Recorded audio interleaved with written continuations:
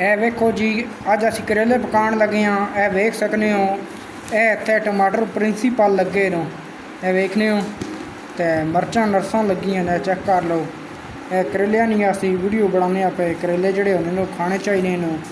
ਇਹ ਸਾਲਾਂ 'ਚ ਤੁਸੀਂ ਇੱਕ ਜਾਂ ਦੋ ਦਫੇ ਜ਼ਿਆਦਾ ਖਾਧਾ ਕਰੋ, ਕਿਉਂ ਟੇਡਾ ਕੜੋਲ ਪੈ ਬਣੇ ਨੇ ਕਰੇਲੇ ਖਾਣੇ ਨਾਲ।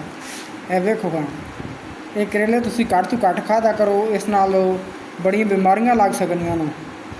ਇਹ ਇੱਕ ਤਾਂ ਟੇਡਾ ਬੰਦੇ ਕੜੋਲ ਵੀ ਪੈ ਸਕਦੇ ਨੇ, ਹੋਰ ਹੀ ਅਜੇ ਕਈ ਮਸਲੇ ਬਣ ਸਕਦੇ ਨੇ। ਡਾਕਟਰ ਵੀ ਇਹ ਗੱਲ ਆਖਦੇ ਨੇ ਕਿ ਕਰੇਲੇ ਤੁਸੀਂ ਘੱਟ ਤੋਂ ਘੱਟ ਖਾਓ।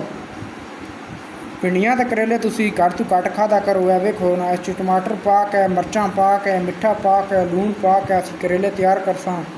ਇਹ ਵੇਖੋ कितने अच्छे करेले कट्टे ने। वेखो का दो तो करेले रोज़ाना तुम खादा करो मुकम्मल हो।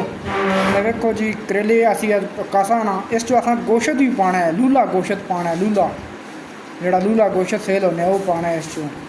तो बड़े प्यारे लगसन करेले, पक्के बड़े। आए आए आए बड़ी चस असी करेले खाने, बहुत मज़े ने करेले बन सन। आए आए आए ये वेखो, ठुड्डा मारे सारे करेले नीचे डुल गए हैं। देख रहे हो तुसी, इदा कोई काम चंगा नहीं। ये मैंने मंजी उत्ते सारे खिलर गए हैं। ये वेखो गा, टमाटर भी, करेलिया ने डकरे भी।